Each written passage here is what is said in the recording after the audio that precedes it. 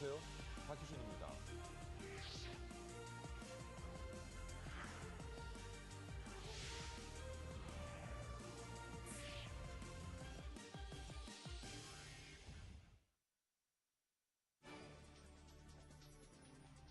머니24 헤드라인입니다. 뉴욕 증시는 미 대선을 앞두고 관망세가 이어지면서 보합권에서 등락을 거듭하다 소폭 오름세로 마감했습니다. 미국 대통령 선거가 국내 증시에 미칠 영향에 대해 단기적으로는 오바마 대통령의 연임이, 장기적으로는 롬니 후보의 당선이 호재가 될 것이라는 전망이 나왔습니다.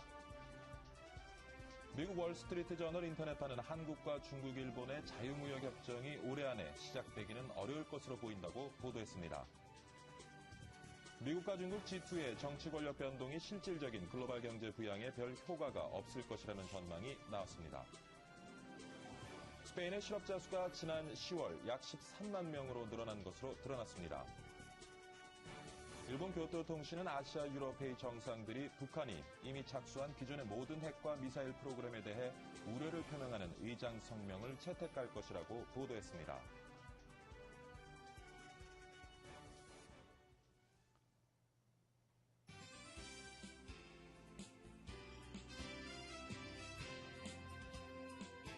네, 박희준의 여보세요 11월 6일 화요일 2부 시작하도록 하겠습니다. 앞서 예고해드린 대로 2부에서는 다양한 경제 전문가와 함께 굵직한 이슈들을 진단해 보도록 하겠습니다. 기대해 주시기 바라고요. 자, 시청자가 건다. 전화 여전히 열려 있습니다. 박희준의 여보세요가 해결사로 나서겠습니다. 02-2000번 4974부터 4975까지 두 대의 전화 열어놓고 있겠습니다. 자, 먼저 글로벌 마감 시황부터 살펴봅니다. 박지은 외신 캐스터가 전해드립니다. 박지은 캐스터. 네, 시황센터입니다. 뉴욕 증시 대통령 선거를 하루 앞두고서 갈피를 잡지 못하는 모습이었습니다. 또 그리스의 새 긴축안 표결도 영향을 끼치면서 장중 내내 혼조세를 보였는데요. 막판에 들어서야 3대 지수 모두 빨간불을 켰습니다. 오늘 특히 다우지수의 등락이 굉장히 심했습니다. 장중 내내 오르락 내리락 반복을 하다가 장 막판에 강보합권으로 분위기를 굳혔습니다. 13,112.44로 장을 마감지었고요. 나스닥 역시 빨간불 켰습니다. 0.59% 오르면서 2,999.66. S&P 500 지수 역시 소폭 오르면서 1,417.26으로 장을 마감했습니다. 네, 이번엔 유럽 가보겠습니다. 유럽 주요국 증시들 모두 하락 마감했습니다. 개장 이후 떨어지는 모습 보이다가 다시 오르지 못하고 그대로 장을 마감했습니다.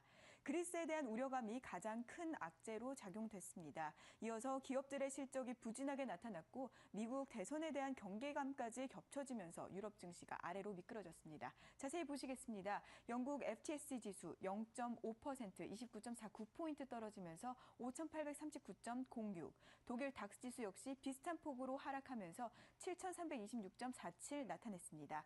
프랑스 까크 지수의 하락폭은 좀 컸습니다. 1.26% 급락하면서 3,448선에서 장을 마감지었습니다. 마지막으로 어제 마감한 아시아 증시 확인해 보겠습니다. 대부분 약세를 보였는데요. 중국 증시는 미국 대통령 선거와 8일에 열리는 중국 공산당 전국 대표자 회의를 앞두고서 관망세를 보였습니다. 자세하게 짚어보겠습니다. 일본 니케이 지수 약보합권에서 9,007 가리켰고요. 중국 상해종합지수 소폭 밀리면서 2,114로 장을 마감지었습니다. 홍콩 항생지수 0.47% 104.93포인트 밀리면서 22,006선에서 마감됐습니다. 원달러 환율도 미국 대선의 영향을 받아서 소폭 올랐습니다. 하지만 국내외 대형 이벤트들을 앞두고서 움직임은 제한적이었습니다. 5일 서울 외환시장에서 원달러 환율은 0.3원 오른 1,091.2원에 거래를 마쳤습니다. 네, 지금까지 시황센터에서 전해드렸습니다.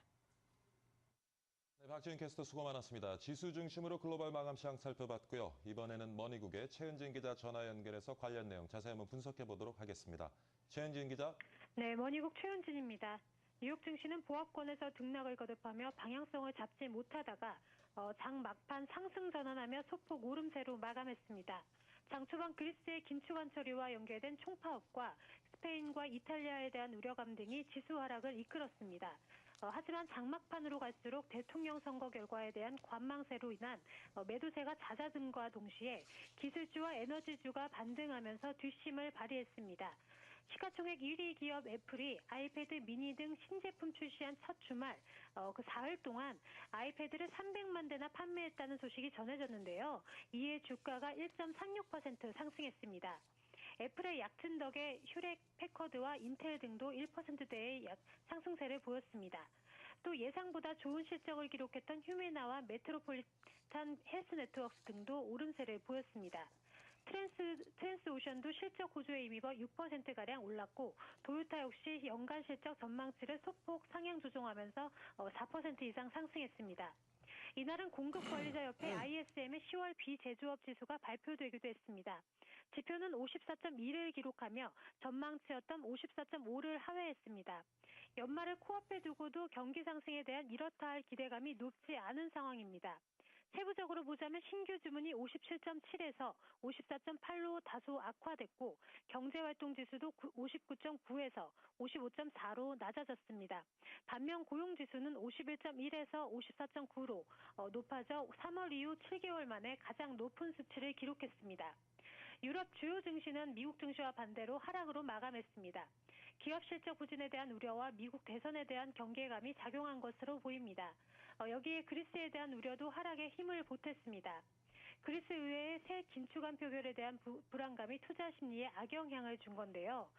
새 긴축안에 대한 그리스 의회의 첫 표결은 이르면 7일 실시될 예정이지만 아슬아슬하게 과반수 지지를 얻을 것으로 전망하고 있어 우려가 불거지고 있는 상황입니다. 이날 2년 만기 독일 국채 수익률은 이런 유럽 유럽 우려에 의해서 2개월 만에 처음으로 마이너스로 추락하기도 했습니다. 오늘 유럽 시장에서 눈길을 끈 종목으로는 HSBC가 있습니다. 미국 당국으로부터 돈 세탁 혐의로 벌금을 부과받을 수도 있다는 소식 때문에 HSBC는 1.3% 하락했습니다.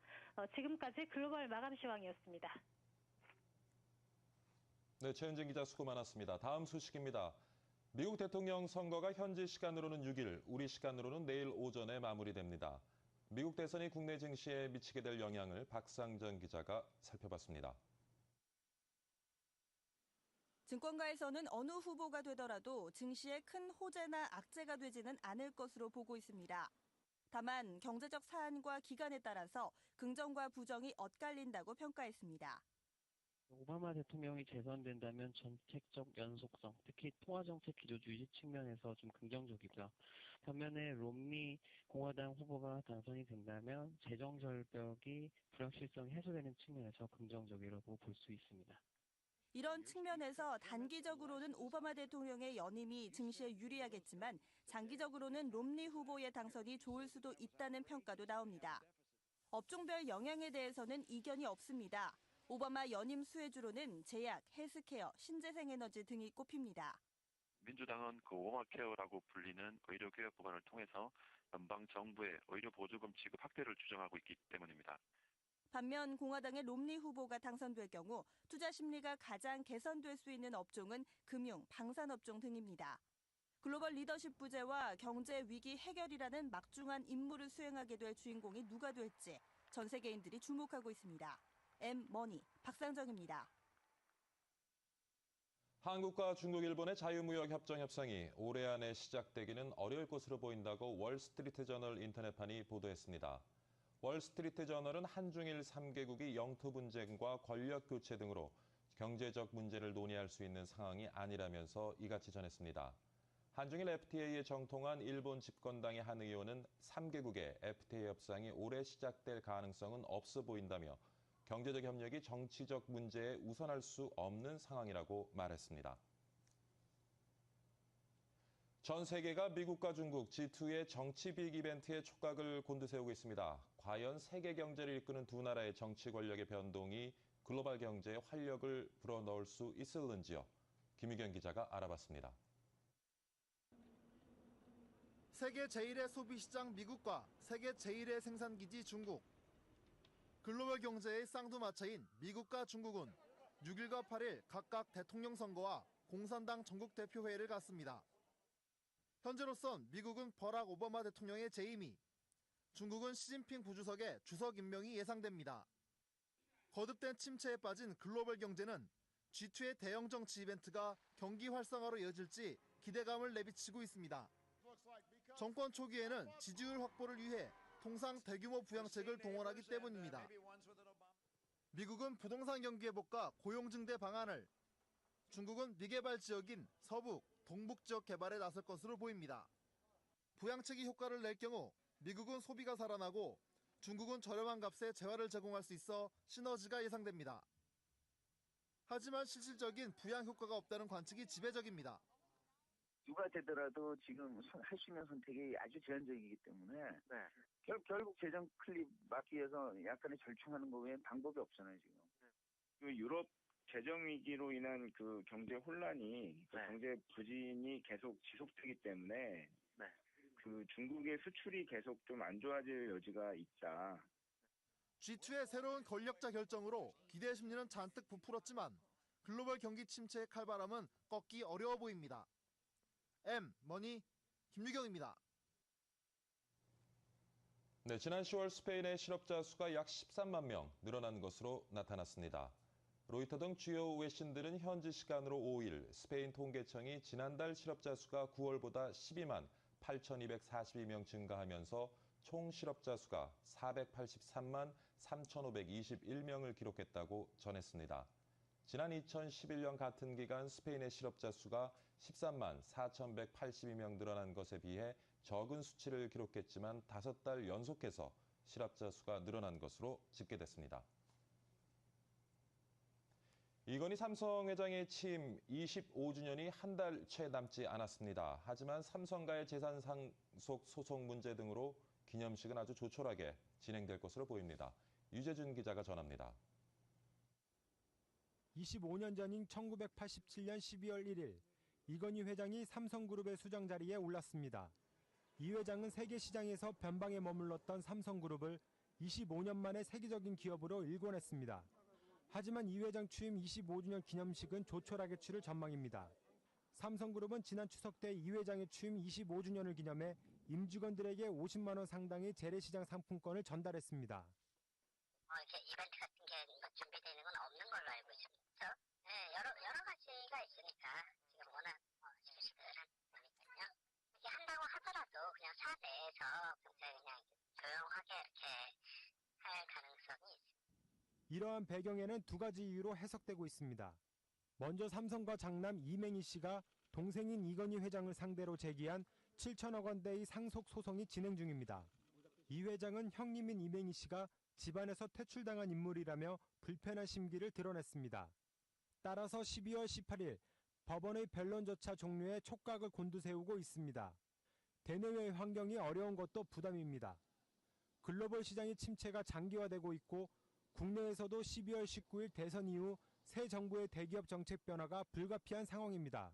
따라서 삼성 이건희 회장의 취임 25주년 기념일은 심기일전의 결의를 다지는 시간이 될 전망입니다. M머니 유재준입니다.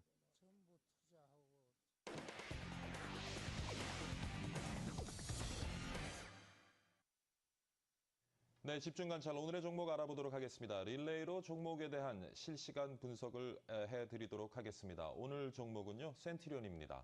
오늘은 동양증권 박진희 차장 전화 연결해서 관련 내용 알아보도록 하겠습니다. 안녕하십니까, 차장님? 네, 안녕하세요. 네, 먼저 센트리온이 어떤 회사인지 조금 설명을 해주시죠. 네, 여러분들 잘 아실 것 같습니다. 바이오 시밀러 기업의 대표적인 기업입니다. 국내 항체 치료 분야에서는 타의 추종을 불허하는 기업인데요.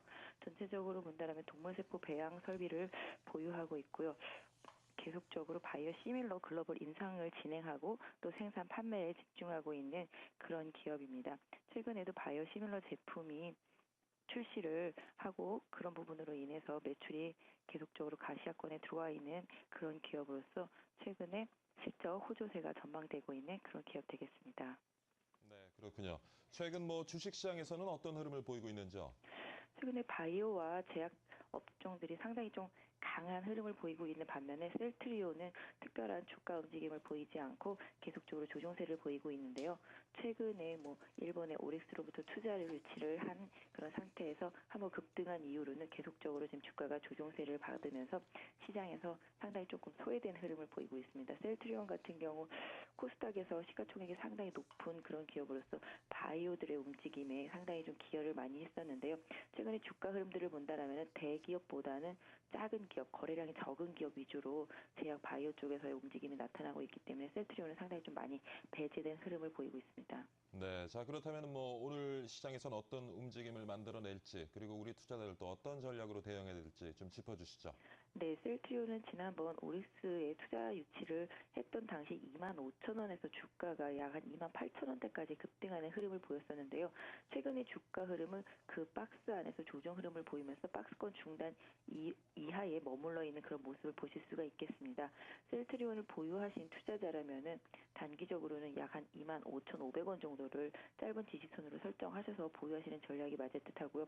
신규 매수를 노리시는 분들도 이 가격대를 지지대로 한 저점 접근은 일단 유효해 보입니다만은 단기적으로 개인적으로 28,000원대를 강하게 돌파하기 전까지 거래량이 실려주면서 강한 돌파가 이어지기 전까지는 셀트리온의 추세가 변했다고는 볼 수 없을 것 같습니다. 그렇기 때문에 뭐 개인적으로 투자를 뭐 이걸 공격적으로 하시는 분들이더라도 미리 들어가서 고생하시기보다는 오히려 28,000원대 주가가 좀 안착하는 흐름을 확인하시고 접근하시는 전략이 좋지 않을까. 다만 보유하시는 분들께서는 지금 현재 수준에서의 뭐 손절이라든지 뭐 매도 이런 부분들은 조금 가격적으로 좀 무리가 있기 때문에 일단은 보유 전략을 취하면서 주가가 28,000원대 위에 안착하는지 여부를 좀 더 확인하시면서 비중 조절을 하시는 전략이 좋을 것 같습니다. 네, 지금까지 동양증권 박진희 차장과 함께했습니다. 이른 아침 말씀 감사드립니다. 네, 감사합니다. 네, 셀트리온에 대한 집중 관찰은 오늘 하루 동안 엠머니와 함께 계속됩니다. 엠머니와 함께 셀트리온에 대한 현명한 투자 전략 세워보시기 바랍니다.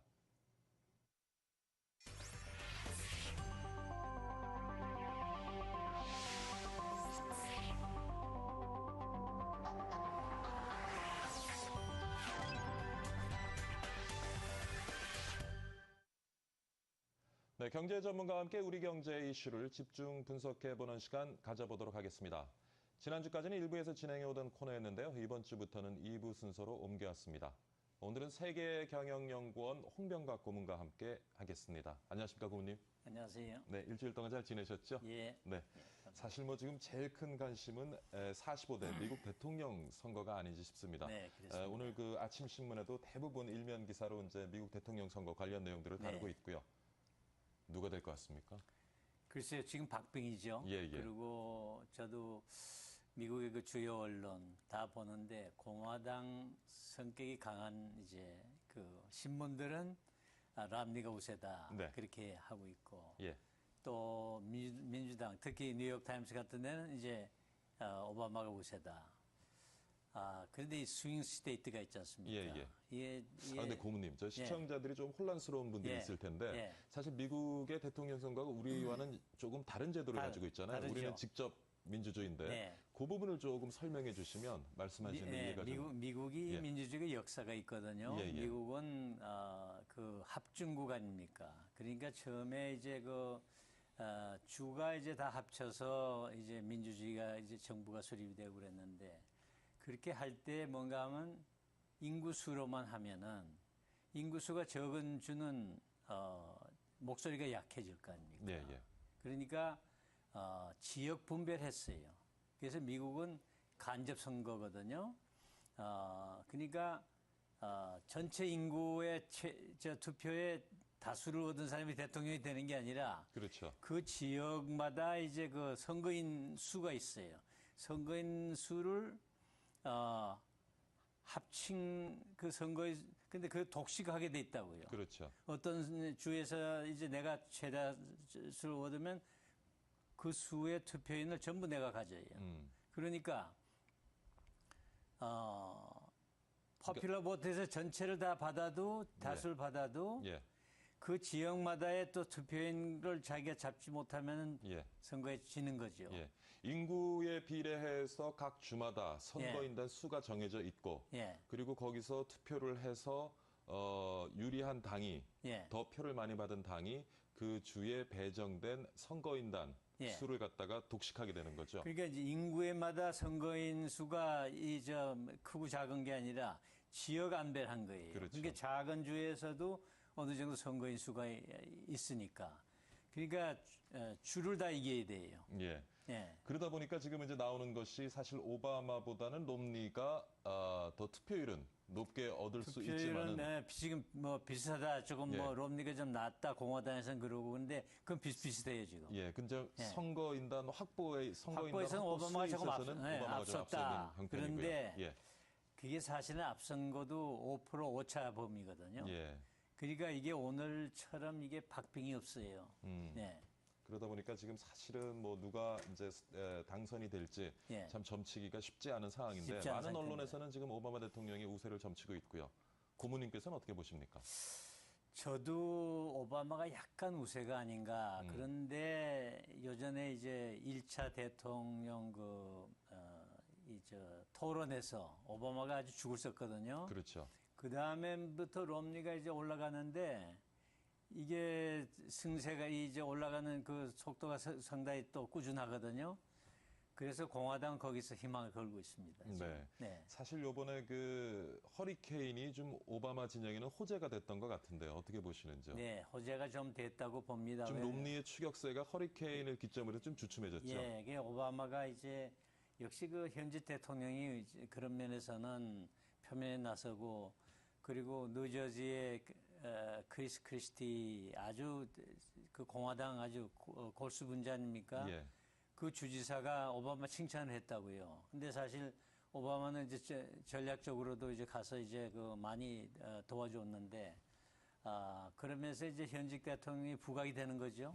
네, 언론에서는 대부분이 그렇게 평합니다. 이번에 허리케인이 오바마에 도움이 됐다. 그렇죠. 네. 롬니 추격세가 굉장히 가파른 상황에서 허리케인이 왔고 예. 그 복구 과정에서 오바마가 어떤 리더십을 국가 원수로서의 리더십을 제대로 보여준 거죠. 제대로 언론에서는 100%는 아닌데 한 80점은 맞는다 그런 얘기입니다. 예. 네. 그러면 이제 고모님께서도 오바마의 재선에 좀 더 무게를 두시는 것 같은데 그렇습니다. 네. 사실 우리가 이렇게 뭐 지금 미국 대선에 관심을 갖는 이유가 다른 것보다는 우리 경제, 예. 우리나라에 어떤 영향을 미치게 될까 사실 예. 이 부분인데요. 예. 부모님께서도 지금 롬니보다는 오바마가 우세한 위치에 있다고 보면 예. 그럼 결국에 오바마가 재선됐다고 봤을 때 예. 우리나라 경제, 우리 시장에는 어떤 영향을 미칠 수 있을는지요? 미국의 경제는 대통령 마음대로 안 되는 경제고요. 또 재정은 재정대로 전문가들이 하는 거고 또 연방은행은 연방은행 독립적으로 하는 거고 그래서 영향은 많지 않을 거라고 보는데 근데 람니가 사실은 친 비즈니스거든요. 예. 그래서 월스트리트는 람니를 지지하고 선호합니다. 있죠. 네, 예. 선호하고 있는데 대외 정책에 있어서는 공화당은 보수 아닙니까? 그렇죠. 보수 강경. 그러니까 이북에 대해서는 람니 대통령이 되면 상당히 강력하게 이제 그 좀 정책이 좀 나올 것 같은데. 그럼 북미 관계가 좀 경색될 그렇죠. 가능성도 있겠네요. 그럼 경색될. 그리고 대중국에 대해서도 람니는 좀 강경적이거든요. 예. 아주 그 비판적인 얘기를 많이 했고. 예. 오바마가 만일 대통령이 된다 하면은 예. 현 상태 유지 아닙니까? 외교 정책이나 여러 가지가 유지가 되는데 특별히 우리나라에 뭐 그렇게 큰 영향은 없다고 믿지만은 네. 오바마가 좀 친한 파거든요. 예. 그러니까 한국하고 좀 여러 가지 그 문화적인 관계 여러 가지를 좀 엮을 수 있지 않느냐. 그러면서 저는 긍정적으로 보내요. 네. 사실 지금 동북아의 어떤 영토 분쟁 때문에 긴장 관계가 만들어져 있고 네. 롬니 후보 같은 경우는 굉장히 그 북미 관계라든가 네. 중미 관계에 있어서 중미 좀 관계. 강경한 자세를 취하고 네. 있기 때문에 그러한 지금 경색된 형국이 롬니 후보가 당선이 되면 좀 더 길어질 가능성도 있다고 보시는죠? 그렇죠. 그런 면이 좀 색채가 있는 후보죠. 네. 네, 그렇군요. 사실 근데 지금 일부에서는 대통령 선거보다 지금 일부 치러지는 이번에 상하원 선거에 더 지금 관심을 가지고 있는 것 같아요. 네. 만약에 오바마가 재선이 된다고 네. 하면 대통령은 민주당이고 네. 지금 상하원 구성은 어떻게 돼 있습니까? 상원 3분의 1이 이번에 이제 그렇죠. 되는데 상원은 민주당이 민주당이고요. 우세하고 예. 하원은 공화당이 우세할 거라는 전망이거든요. 예. 그러니까 민주당 대통령의 공화당 하원에 민주당 상원 예. 이런 상태가 유지가 되지 않냐 생각이 드네요. 그럼 결국에는 이제 뭐 쉽게 표현하면 여소야대 형국이 만들어질 수 있는데 시장에서 지금 가장 주목하는 부분이 재정 절벽이지 않습니까? 그 부분에 대해서 좀 짚어주시죠. 재정 절벽은 이제 10년 동안 이제 1조 2억을 이제 줄인다. 그래서 이제 연말에서부터는 이제 내년 초부터는 이제 무조건 이제 그 정부 지출 삭감이 되고, 그게 이제 의회에서 합의를 못 보고 예. 대통령 선거까지 미뤄졌거든요.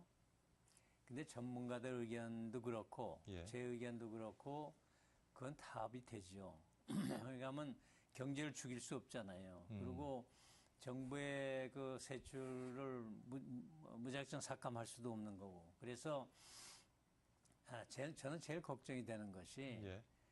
지금 미국 의회가 이 당파 싸움에 지금 상당히 어렵거든요. 합의도 못 이루고. 그래서 이것이 오바마 대통령이 되면은 계속이 되는데 예.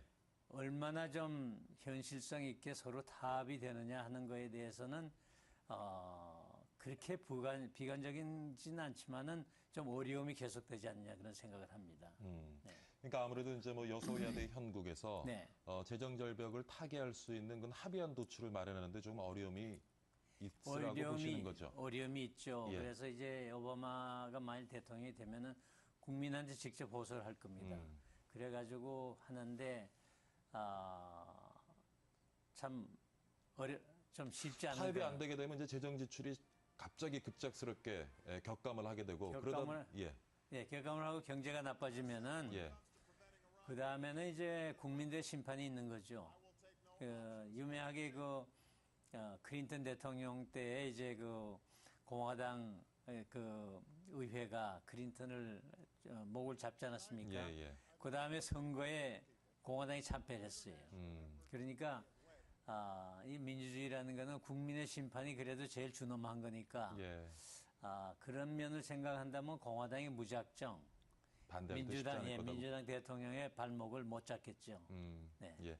하여튼 조금 좀 슬기롭게 재정 절벽 위기를 헤쳐나가서 우리 경제에는 좀 큰 해가 없었으면 하는 바람입니다. 네, 그렇습니다. 네. 그리고 고모님 또 한 가지 궁금한 게 실업률이란 말이에요. 사실 이번 미국 대선에 가장 이슈가 됐던 게 실업률인데 지금 실업률이 7.9% 나왔어요. 그렇습니다.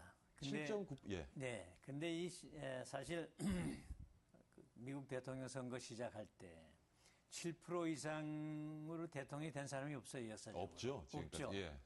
그러니까 오바마도 승산이 없었거든요. 그래서 전략을 어떻게 짰느냐.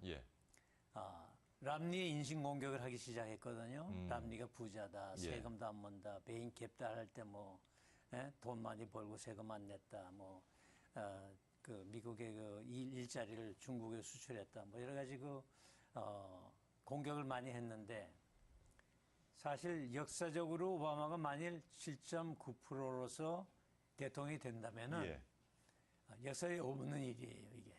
미국 대선 역사상 처음 있는 일이군요. 처음 있는 일입니다. 그래서 이번에 만일 오바마가 된다 하면은 이건 역사에 없는 일을 한 거고 또 제 생각에는 참 이게 재밌는 정치의 역사를 한번 이번에 쓰는 겁니다. 네. 그만큼 어떤 미국 국민들이 지금 미국 경제에 대한 기대감이 좀 낮아졌다고도 해석할 수 있을는지요? 낮아졌다고 해석할 수도 있고 사실 이게 오바마가 공화당 부시 대통령이 한 걸 다 이어받았거든요.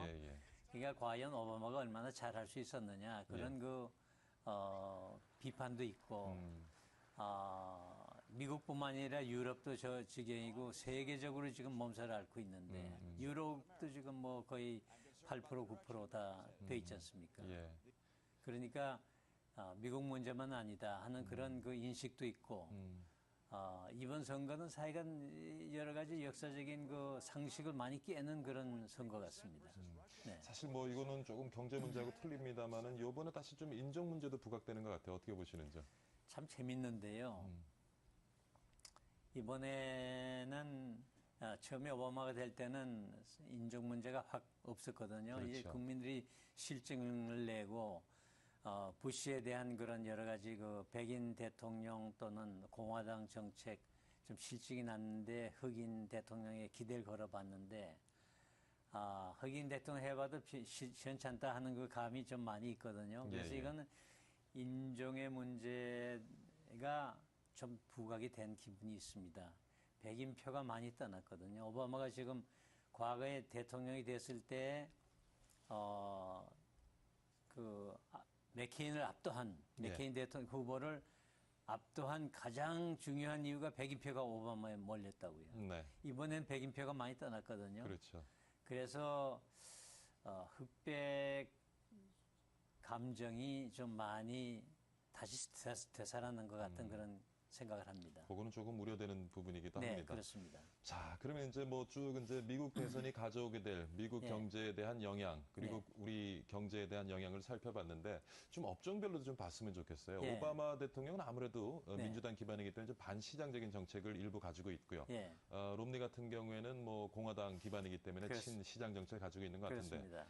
먼저 오바마가 당선이 되면 어느 업종이 조금 수혜를 받을 것이라고 보시는지. 제일 오바마가 강조하고 있는 게 의료보험 아닙니까? 그래서 의료관계, 사회복지, 그린 인더스트리, 그죠? 녹색 산업 이런 그 사회 정책 친화적인 그런 산업들이 이제 부각을 받을 테죠. 예. 그 국방이나 이런 그 전통적인 그 산업들은 그렇게 지원이 그렇게 딴 것에 비해서는 좀 강하지 않겠냐 그런 생각. 뭐 지금 우리가 오바마 재선을 조심스럽게나마 점치고 있습니다만은 롬니 후보가 대통령에 당선되게 되면은 또 어떠한 업종 산업 분야가 롬니라면 이제 우선 월스트리트에서 바짝 하겠죠. 또 기대감도 있고 친 그 비즈니스 정책이고 이제 그러니까 그런 면에서는 우선 경제적으로는 좀 도움이 많이 되지 않느냐 생각을 합니다. 그럼 마지막으로 질문을 드릴 것이요. 지금 미국에 나가는 우리 기업들이 많습니다. 지금 현대기아자동차는 지금 연비 뭐 과장 광고 때문에 또 곤욕을 치르고 있고요. 삼성 같은 경우도 지금 특허 문제로 해서 미국에서 아주 굉장히 힘든 싸움을 하고 있는데 누가 대통령이 되는 것 너무 무식한 질문인지 모르겠습니다만 누가 대통령이 되는 것이 우리 기업들 미국에서 좀 활동하는 데 조금이라도 더 도움이 될런지요. 글쎄요. 저는 미국이라는 나라 또 한국 기업의 미국에서 차지하는 비중은 뭐 중국보다는 훨씬 작고 그래서 저는 누가 돼서 뭐 좋다 나쁘다 하는 그런 차이는 없는 것 같고요. 저는 어떤 대통령이 되든지 한국 기업은 어느 정도 자생력이 있지 않습니까? 그러니까 큰 걱정은 안 해도 될 것 같습니다. 그러니까 누가 대통령이 되던 미국에서 활동하고 있는 우리 기업의 활동에는 큰 지장을 주지 않을 것이다 라고 보시는 거죠. 오늘 미국 대선과 관련해서요. 세계경영연구원 홍병각 고문과 함께 미국 경제에 어떤 영향이 미칠지 또 더 나아가서는 우리 경제에 어떤 영향을 미치게 될지 같이 한번 살펴봤습니다. 오늘 좋은 말씀 감사드립니다. 고문님. 수고하셨습니다. 감사합니다.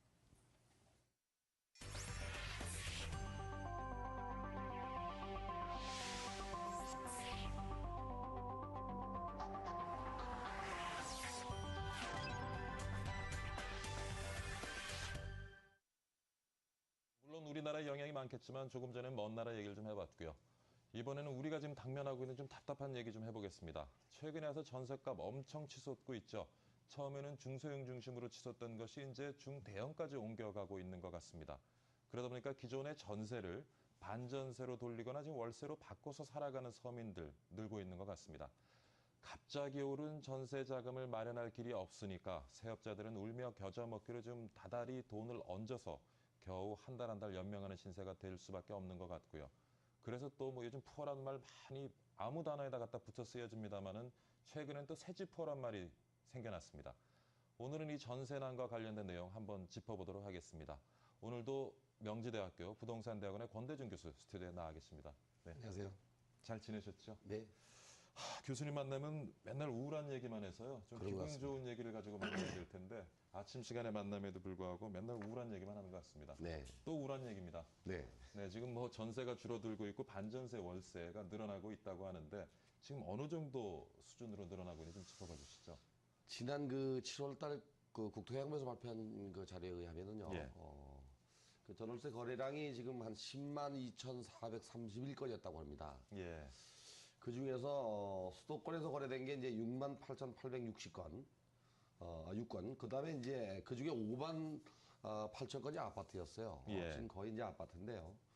2010년도 기준으로 전체 이제 그 전월세 물량 중에서 약 한 거래량이 12.53%였는데 이것이 18.53%로 늘어났어요. 굉장히 많이 늘어났습니다. 네. 작년과 비교할 때는 어떻습니까? 작년과 비교할 때는 10.2% 정도 올랐습니다. 작년보다 늘어난 수치고요. 예, 앞으로도 좀 지속적으로 이 월세 증가율이 늘어난다고 봐야죠. 계속 되리라고 보시는 거죠. 예. 어디에 원인이 있습니까?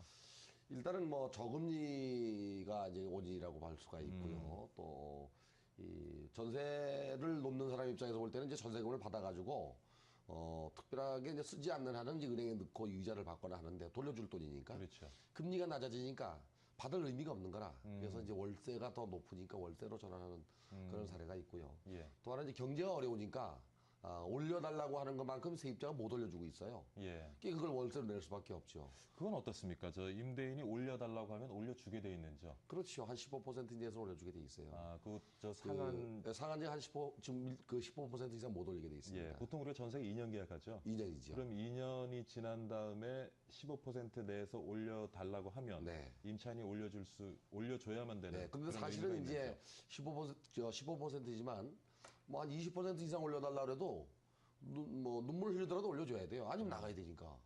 근데 상한제는 있지만 어쩐 지금 정해져 있는 상한제를 통해서 임차인들이 법적으로 보호를 받을 수 있는 뭐 제도는 마련되어 있지 않습니까? 지금 임대차 보호법 이외에는 보호받는 게 없습니다. 그래서 정부가 지금 이제 그 대책을 내놓으려고 하는데요. 12월부터 시행하겠다고 하는 것이 이제 전월세에 대해서 이제 보호하는 제도가 있습니다. 예. 근데 아직은 뭐 그게 그 시장에서 이렇게 통용되거나 실효성이 있는 건 아니고요. 기간이 도래되지 않았으니까 2년 지내봐야 알겠죠. 그러니까 지금 이렇게 이제 전세에서 반전세 월세가 더 많아지는 것이 가장 큰 원인은 지금 저금리 기조라고 보시는 거고요. 그거하고 이제 거래가 안 되고 부동산 가격이 하락하니까 그런 현상이 벌어지는 거죠. 근데 사실 전세 가격이 이렇게 뜨게 되면 전세에서 월세로의 전환도 좀 있겠지만은 전세에서 구입으로 전환되는 층은 없습니까? 그게 원래 이제 그 시장 원리를 맞아야 됩니다. 지금 사실 그 전세가 매매 가격이 어느 정도 수준에 와 있습니까? 지금 전국 한 62% 정도. 62%요. 전국. 네, 서울이 지금 한 3% 정도 됩니다. 가장 높은 수준을 보이고 있는. 매매가 대비 전세 비율이라고 하는 것이 일단 그 증권에서 볼 때 우리 선행지수라는 게 있잖아요. 그래서 이제 매매가 대비 전세 비율이 높아지면 이 전세 비율이 높아지는 것은 매매가의 선행지수입니다. 그러니까 전세가 막 올라가면 수익이 올라가기 때문에 나중에 부동산 가격이 올라가야 됩니다. 거래가 돼야 됩니다. 예를 들면 1억짜리가 지금 전국 평균 한 62%의 전세가 비율이라면 6,200만 원이 전세입니다. 서울 수도권 지역, 특히 서울 같은 경우는 지금 이제 한 52%, 서울 수도권이 한 52, 3%인데 1억짜리 물건의 전세가 한 5,200~300만 원이라면 뭐 1,000만 원 정도 올려달라 그러면 10% 올려달라 그러면 한 30~40% 융자를 받아서 살 수도 있거든요. 그렇죠. 근데 이렇게 이제 거래가 되지 않는 이유는 부동산 가격이 아직 높다는 생각을 아직도 갖고 있는 것 같고요. 아직도요? 네. 또 하나는 이제 부동산을 취득해도 가격이 오른다는 기대감이 없습니다, 거의. 자, 지금 좀 전에 말씀하신 것처럼 전세값은 결국 매매가의 선행지수지요. 근데 전세값은 올라가고 있다. 그러면은 일반적인 논리로 봤을 때는 당연히 매매가도 오른다고 봐야 되는 것이 정상인데 지금 소비자들은 그렇게 안 보고 있는 그러니까 거예요. 부동산을 취득하는 경우에 향후에 부동산 가격이 이제 그렇게 오른다는 기대감이 좀 떨어져 있고 경제가 어려우니까 이제 취득하게 되면은 세금을 내게 되죠. 보유세라든지 세금 같은 것도 부담스럽고. 근데 이제 2001년도에 부동산 가격이 폭등했던 그 IMF 시기에는 매매가 대비 전세 비율이 67%까지 갔었습니다. 굉장히 많이 올랐죠. 거의 70%까지 갔어요. 그런데 그 당시 거의 70% 됐는데 지금 현재 전라도 광주 같은 경우는 78%까지 갑니다. 왜 광주가 그렇게? 그동안 한 10년 동안 공급이 없었어요. 공급 문제군요. 수요 공급이 이제 언밸런스가 나니까 그런 현상이 있고요. 지역에 따라 차이는 있지만은 이제 대부분 한 50% 가까이가 46, 7%가 수도권에 사니까 수도권 중심으로 이제 저희가 얘기를 하는데 지방 같은 경우는 매매가 대비 전세 비율이 60%, 70% 넘는 데가 많이 있고요. 서울 수도권 지역은 이제 대체로 기준을 한다 그러면 아까 말씀드린 대로 60%가 넘어갔다. 그러니까 지금까지 추세를 보면은 사실 전세가가 오르면 매매가격이 올라야 됩니다. 매매가가 올라야 되는데 오히려 지금 전세 사시는 분들이 월세로 돌아서는 기현상이 지금 나타나고 있는데. 그다음에 또 한 가지가 이제 주택 가격으로 바라봤을 때에는 뭐 여러 가지 그 시장 전망은 허니콤 모델이라고 이제 벌집 모형 이론이 있습니다. 예. 그걸로 봤을 때 서울이 지금 현재 6국면 정도 와 있습니다. 이제 거의 바닥에 가까이 와서 예. 이제 상승해야 될 시기에 있고, 또 하나는 주택 구매력이라는 게 있습니다. 구매력 지수를 100으로 놓고 볼 때 상환할 수 있는 능력, 집을 구입할 수 있는 능력이 지난 7월 기준으로 122%까지 올라갔으니까 구매할 수 있는 능력은 이제 조금씩 생긴 지역도 있어요. 그런데 이렇게 거래로 이루어지지 않는 것은, 거래로 연결되지 않는 것은 주택 가격이 향후에 많이 오르지 않는다는 것과 경제가 어려우니까 예. 아무래도 이제 많은 돈을 주고 사야 되는데 일부가 그 융자를 받게 되면 이제 감당하기가 어렵죠. 이런 부담감 때문에 거래가 되지 않나. 자, 지금 여기 통계를 보니까 주택 관련 지출이요. 네. 2005년에 29%에 머물러 있던 것이 지금 2010년에서는 50%를 넘어섰어요. 네, 네. 그렇게 된다면 아무래도 이제 삶의 질이 좀 열악해질 텐데. 그렇죠. 지금 전세에서 월세로 돌아서는 그 많은 이제 주거민들 아무래도 삶의 질이 악화될 수밖에 없는데 이게 좀 막을 방법 없습니까? 글쎄 경제가 좋아지기 전에는 그걸 막을 방법이 없는데, 아니면은 뭐 이 월세 비율이 전세비로 다시 돌아가면 예. 좀 문제가 괜찮아져요. 매달 지출해야 될 비용은 많은데 여기에서 전세로 나가면 월세가 나가는 게 없는데 들어오는 비용은 일정한데 그 일부가 월세로 나가니까 생활이 어려워지지요. 예. 그래서 이런 비율이 지금 한 50%를 육박했다는 얘기는 점점 서민들은 살기 어려워진다라고 하는 거죠. 지금 월세 적정 수준 아니죠? 아니죠. 예. 예, 월세가 이제 그 전세 보증금을 월세로 환산하는 비율이 있습니다. 예, 예. 이것이 이제 보통 국토해양부가 지난 그 7월 달에 내놓은 자료에 따르면은 보증금이 1,000만 원일 때 예. 월세가 만약에 뭐 10만 원, 10%라면 10만 원, 100만 원씩 내게 되거든요. 예, 예. 그런데 국토해양부에서 나온 자료가 8.6% 정도, 0.86이죠. 8.6% 정도. 근데 실제 이제 이 퍼센트가 시장에서 어느 정도 통용돼서 적용되느냐는 지역에 따라 차이가 있습니다. 근데 월세가 만약에 보증금을 내야 될 것을 월세로 환산했을 때 8%에 예를 들어서 월세를 낸다 그러면 금리가 그보다 이하라면 융자를 받아서 전세로 돌아서는 게 낫죠. 월세보다는. 그러네요. 예. 그런데 만약에 금리가 높다면 월세 내는 게 낫고. 그렇죠. 근데 소유자 입장에서 볼 때는 예금을 해도 4, 5%도 안 반대 입장인 주니까 거죠. 월세를 받으려고 하겠죠, 당연히. 그래서 월세 비중이 높아지는 겁니다. 네. 자, 근데 물론 이제 우리가 지금 제가 말씀드리고자 하는 것은 반시장적인 정책입니다. 네. 반시장적인 정책을 취할 때는 굉장히 조심스럽게 접근을 해야 되겠지만 그렇죠. 워낙 지금 월세를 사는 서민들의 생활이 어렵다 보니까 월세 이율에 좀 상한선을 두는 제도, 좀 우리가 이 시점에 있어서는 좀 생각해 볼 만하지 않을까 보는데 어떻습니까? 글쎄요, 그건 뭐 시장 논리하고 반하는 좋은 접근 방법은 아니죠. 네. 예, 장기적으로 해가 될 수 있는. 그거보다는 거래 활성화 쪽으로 가야 돼요. 그러면은 좀 이게 낮아지지 않겠나. 그리고 주택 공급을 임대 아파트 공급을 좀 많이 활성화시켜야 되고, 예. 일시적으로 임대 금액 상한제 같은 경우는, 전월세 상한제 같은 경우는 시장을 잠재우는 데는 효용성이 있을 수 있습니다. 예, 그러나 세수 반발처럼 소유자의 반발도 있을 수 있고, 그럼 예. 좀 조심스럽게 접근해야 될 것 같습니다. 아무리 지금 월세가 늘어나고 서민들의 생활이 어렵다고는 하지만 월세율에 상한선을 주는 반시장적인 제도는 조금 조심스럽게 접근해야 될 그렇죠. 필요가 있습니다. 가이드라인만 이렇게 설정해서 유도하는 쪽으로 가야지, 강제적으로 규제하는 것은 시장 왜곡 현상이 일어날 수 있습니다. 장기적으로 봤을 때는 더 또 부동산 경기 침체시킬 수 있는. 그렇죠. 시장 왜곡 현상이 일어날 수가 있어요. 그 이유는 전월세를 낮춰버리면, 상한제를 해버리면 부동산의 수익률이 떨어지니까 가격이 더 떨어지는 현상이 생깁니다. 그래서 그럼 조심스럽게 접근해야 됩니다. 요즘 뭐 그 전세금 특례 보증 제도 얘기가 있는데 그 부분 좀 설명을 해주시죠. 지금 이제 한국주택금융공사를 통해 가지고 이 전세금 보증 제도를 하고 있는데 지금 이제 12월부터 하겠다 그러죠. 근데 이제 그 내용이 뭐냐면은 부부 합산 연 소득이 5천만 원 이하여야 됩니다.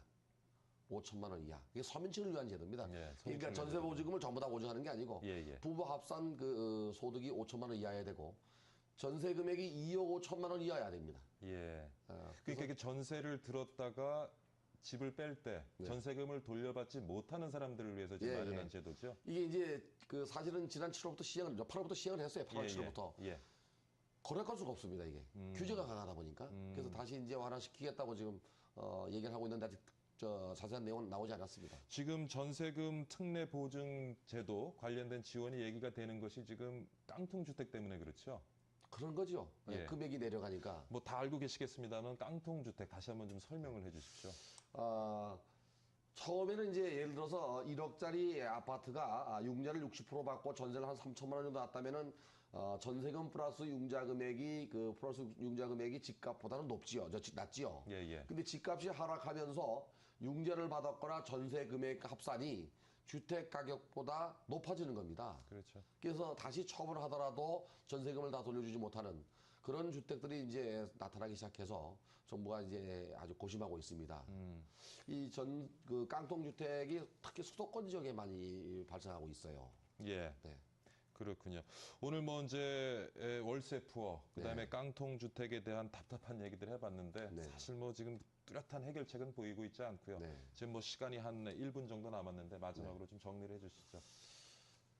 지금 답답하시죠? 네, 답답합니다. 지금 그 정부에서 어떤 대책을 내놔도 지금 시장이 먹히지 않고 있습니다. 예. 제 생각에는 뭐 제 개인적인 의견입니다만은 거래 활성화가 되어야 되는데 미국에서 1997년도에까지 시행했다 그만뒀던 그 양도세 이연 제도 같은 게 있습니다. 예를 들어서 20평짜리 아파트를 사서 30평짜리 주택으로 옮기게 되면 그 파른 주택 금액을 전부 30평에 투자했을 경우에 20평에 양도세를 안 내는 제도가 있었습니다. 정부가 이런 특단의 조치가 나오지 않으면은 이 부동산 거래가 쉽지 않을 것 같습니다. 이런 모든 그 깡통 하우스라든지 또는 전월세 문제가 부동산 거래가 되지 않는 데서 이루어지는 것 같습니다. 정부는 좀 이 점 깊이 인식하고 거래가 활성화될 수 있는 정책이 좀 내놨으면 하는 생각이 제 개인적인 생각입니다. 네, 좋은 말씀 감사드립니다. 오늘 명지대학교 부동산대학원의 권대중 교수와 함께 최근 많은 문제가 되고 있는 월세 관련된 서민들의 부담 문제 한번 같이 짚어봤습니다. 이런 시간 출연 감사드립니다. 네, 수고하셨습니다, 고맙습니다. 교수님.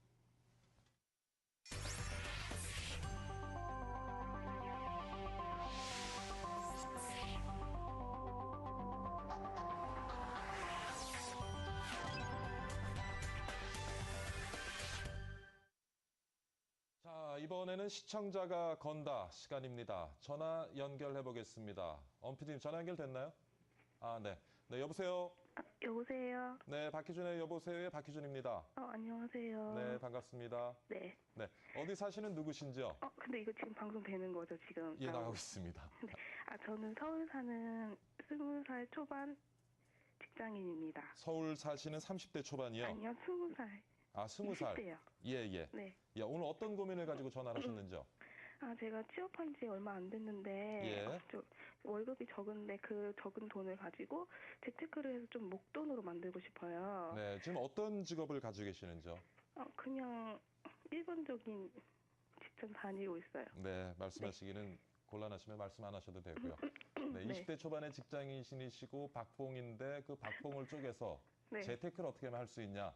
네, 그리고 제가 예. 엠모디를 자주 시청하거든요. 예. 네, 근데 이게 주로 증권 방송이잖아요. 예. 근데 제가 좀 어려서 주식을 하기엔 좀 처음이고 이래서 리스크가 클 것 같아요. 예. 그래서 좀 안전한 재테크 방법을 알고 싶거든요. 지금 이제 20대 초반의 직장을 구해서 이제 네. 사회 초년병이신 것 같은데 네. 박봉에 뭔가를 조금 재테크는 하고 싶으신데 주식에 투자를 하시기는 위험 부담이 좀 높다고 생각하시고 네. 안정적인 투자 방법이 있으면 좀 소개해달라는 말씀이시죠? 네. 맞습니까? 네, 네. 정확해요. 네, 알겠습니다. 그러면 저희가요, 저희 제작진하고 상의를 해서 네. 바로 내일은 방송이 안 될 수도 있습니다. 네. 저희가 준비가 되는 대로 그 문제를 가지고 전문가들을 모시고 도움이 될 만한 말씀들 저희가 드리도록 하겠습니다. 네, 잘 부탁드립니다. 네. 네. 매일 시청하시나요? 네, 항상 보고 있어요. 네, 감사합니다. 앞으로도 많은 시청 부탁드리고요. 네. 주변에도 좀 많은 소개 부탁드립니다. 네. 네, 전화 감사드립니다. 네. 네, 자, 오늘 박희준의 여보세요. 1, 2부 여기서 모두 마치도록 하겠습니다. 오늘도 참 답답한 그 월세 푸어 얘기해 봤는데요. 매일 아침 시간을 이렇게 방송을 진행하면서 여러분께 조금 더 기분 좋은 얘기 전해드리고 싶은 마음이 참 간절한데 요즘에 경기가 좋지 않다 보니까 맨날 우울한 소식 갖고 여러분 만나 뵙는 것 같습니다. 내일은 조금 또 좋은 소식이 있지 않을까 하는 기대감을 가지고 오늘 방송 여기서 마무리하겠습니다. 시청해주셔서 감사드리고요. 내일 다시 찾아뵙겠습니다. 수고하셨습니다.